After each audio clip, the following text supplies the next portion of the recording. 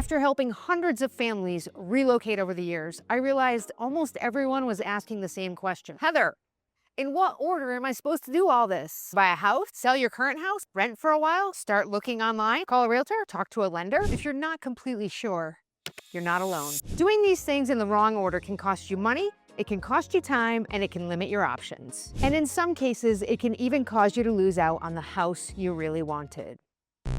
That's why I created the Tailored Relocation Roadmap. The roadmap is a simple decision tree that helps you figure out which relocation path fits your situation. Because there are several ways to navigate this move, and today we're gonna figure out which way works for you. Here we go. Hey everyone, I'm Heather Taylor, founder of Tailored Realty Group, where we create real estate experiences tailored to who? That's right, tailored to you. Okay, let's walk through my relocation roadmap together. Everything starts right here. This first decision determines almost everything that comes after it. Do you want to move directly into the home you're going to buy, or would you rather rent first and then buy later? Neither answer is wrong. In fact, I have clients who have successfully relocated using either one of those strategies. The goal isn't to figure out which option is best. The goal is to figure out which option creates the least stress for your family. So let's start with buying immediately. If your goal is to move directly into your new North Carolina home, the first question isn't about money. It isn't about interest rates. It isn't even about houses. It's this: how are you going to search?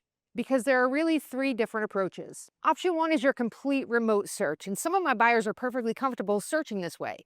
That means video tours, FaceTime showings, virtual walkthroughs, and trusting me to be their eyes and ears. Believe it or not, I've helped plenty of families buy homes this way. Option two, at the other end of the spectrum, some people want to walk through every single home themselves. If that's you, there's absolutely nothing wrong with that. Just know you'll probably be making several trips to North Carolina during your search. For some families, that's worth it. For others, the travel starts getting too expensive pretty quickly. Option number three is the approach I probably recommend most often. It's what I call the hybrid approach. Instead of flying here every weekend, we use FaceTime tours and video walkthroughs to eliminate homes that clearly aren't the right fit. Once we've found one or two homes that you are genuinely excited about, that's when we book a flight. Instead of coming to North Carolina to see 15 houses, you're coming to see your finalists. It saves time, it saves money, and you still get the confidence of walking through the home yourself before making one of the biggest purchases of your life. For many relocation buyers, this ends up being the sweet spot. Now, once you've decided how you're going to search, we arrive at the biggest decision on the entire roadmap. Can you buy your North Carolina home before selling your current one, and are you comfortable with doing that? If the answer is yes, your move just got a whole lot easier.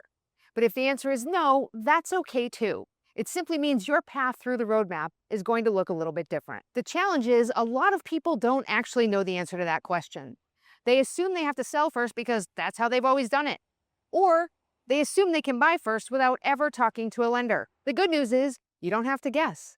A good lender can tell you very quickly whether buying before selling is a realistic option for your situation. And before you rule anything out, I want to point you to a resource I think you'll find incredibly helpful. My good friend and trusted realtor for more than 30 years, oh my God, we're getting old, Scott, put together this excellent video that explains the ways you may be able to buy before selling when you're using a mortgage. Scott walks through each option, the costs involved, the timing, and the situations where each strategy makes the most sense. There may be possibilities you haven't even considered. So before you automatically assume you have to sell first, I highly recommend watching that video. I'll link it in the description below and right here on the screen. Now, let's assume you've talked to a lender.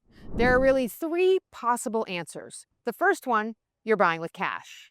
The second, you're getting a mortgage, but you qualify to buy before selling. And the third one, you need to sell your current home before you can buy your next one. Let's start with the easiest path. If you're buying with cash and you don't need the proceeds from selling your current house, congratulations, you have the most flexibility of anyone on this roadmap. Your process is refreshingly simple. Start shopping for your home in North Carolina, find the one you love, buy it, close on it, move, and then sell your current home. That's it. There's no pressure to coordinate closings, no scrambling to find temporary housing, no race against the clock. You simply move, when you're ready. Now, I know some of you are thinking, Heather, I wish I was buying with cash, but most people aren't, and that's perfectly okay, because there's another group of buyers who can enjoy many of the same advantages. This is probably the most pleasant surprise on the entire roadmap. Some buyers are getting a mortgage, but they still qualify to buy before selling their current home. Maybe they have enough equity, maybe they have enough income, maybe they have enough assets. Whatever the reason, their lender says, yes, you can buy first.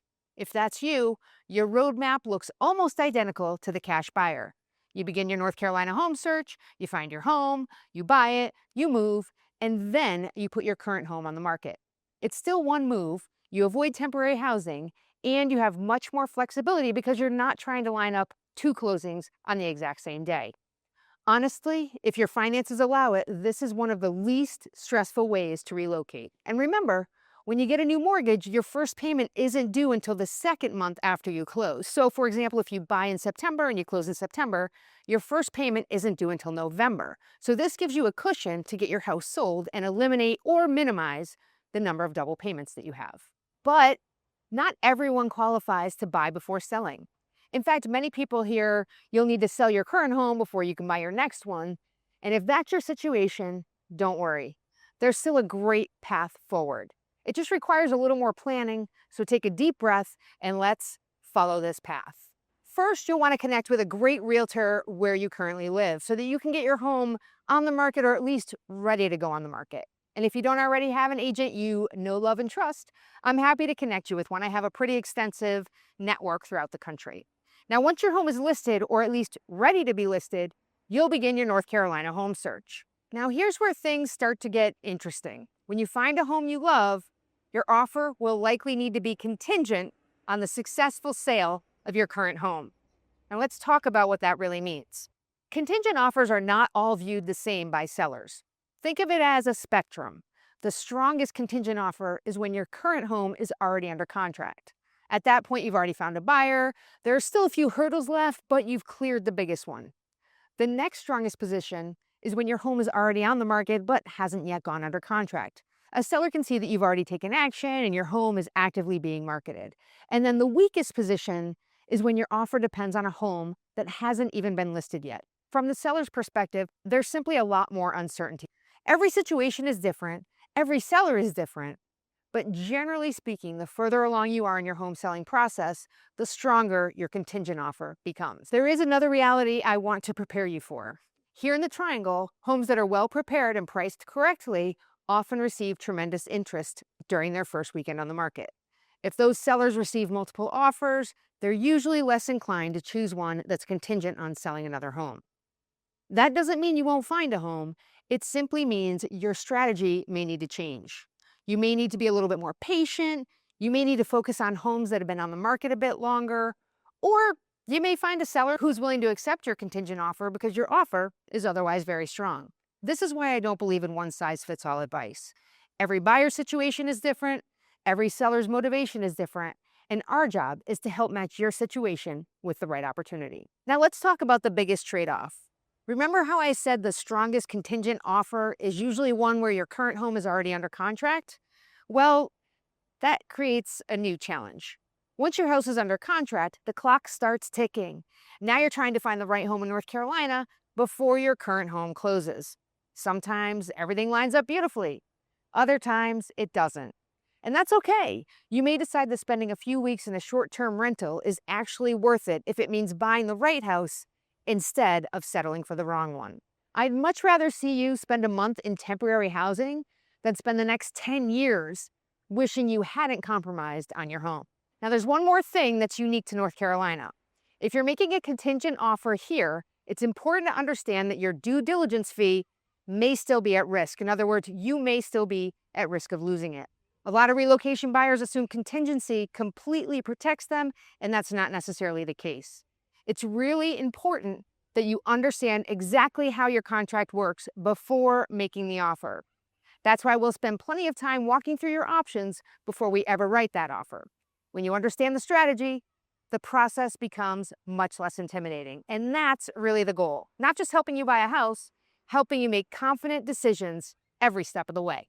Some people look at everything we just talked about and decide they'd rather avoid the pressure altogether. If that sounds like you, there's one more path on the roadmap that may be worth considering.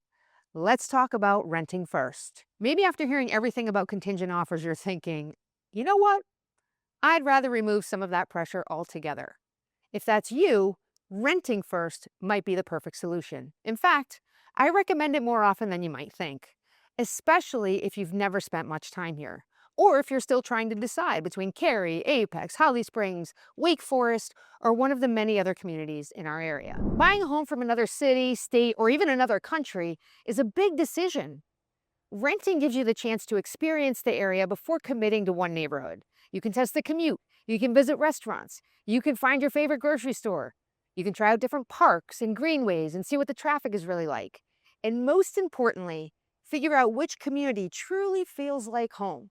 There's something incredibly valuable about living somewhere before making a purchase that could last the next 10 or 20 years. For a lot of families, that kind of peace of mind is worth every penny. In fact, I'm currently working with buyers in this situation, and they were the inspiration for this video. They ultimately decided it was less stressful for them to rent first. But if you're going to rent, you have another decision to make. Are you looking for something short-term or long-term? If your plan is to buy within a few months, a short-term rental may make the most sense. That could be an apartment, a furnished rental, an Airbnb, a VRBO, something like that. The biggest advantage, flexibility. You can continue searching for your home without feeling rushed, but flexibility comes with what? A price. Short-term leases usually cost more per month than a traditional 12-month lease. And furnished rentals often come at an even higher premium. As we know, convenience costs. So if you choose this route, just make sure you've built those additional housing costs into your relocation budget. Now, if you expect to rent for a year or longer, a traditional apartment, townhouse, single-family rental often makes better financial sense. You'll usually pay less each month, and you'll have more housing options to choose from. There's one more thing I want families with children to think about before deciding to rent, and that's schools. Let's say your children start school while you're renting. A few months later, you buy a home. If that home is assigned to a different school, your children may have to switch schools after they've already made friends and settled into their new routine.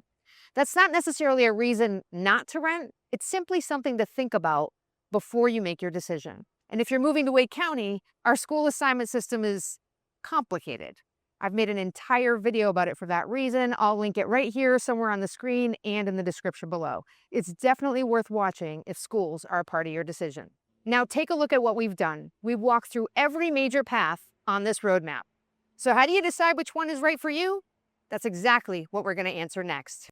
When we started this video, this roadmap probably looked a little overwhelming. Now you know what every branch means, and hopefully one path stands out as the best fit for your situation. The reality is there isn't one perfect way to relocate to North Carolina. There are several great paths. The right one depends on your finances, your timeline, your family, your comfort level with uncertainty, and what matters most to you. When I help someone relocate, I usually ask 3 questions. First, how do you want to do your search? That means, are you comfortable buying remotely, completely remotely? Do you want to travel here for every showing? Or does the hybrid approach make the most sense? Second, can you financially buy before selling? And third, how much uncertainty are you comfortable with? Those 3 answers almost always point us towards the best path on the tailored relocation roadmap. And here's something I hope you remember after this video is over. The goal isn't to make the fastest move, and the goal isn't even to make the cheapest move. The goal is to make the move that creates the least amount of stress for your family while putting you in the best position for long-term success. If you can do that, you've made the right decision. If you're planning a move to the Raleigh area, I'd love to help you figure out which path on this roadmap is right for you. Whoa, it's getting hot out here. Every relocation is different. That's why we don't use cookie cutter advice. We take the time to understand your goals, your timeline, your finances, and your priorities so we can build a relocation plan that's truly what? Tailored to you. If you'd like our help, please schedule a free consultation on our website. The link is in the description below, and we would love to chat with you. If this video helped you feel a little more confident about your move, please give it a thumbs up and don't forget to subscribe to the channel. We create videos to help people relocate to Raleigh with confidence almost every week. That's it for this week. I'll see you next week. Bye.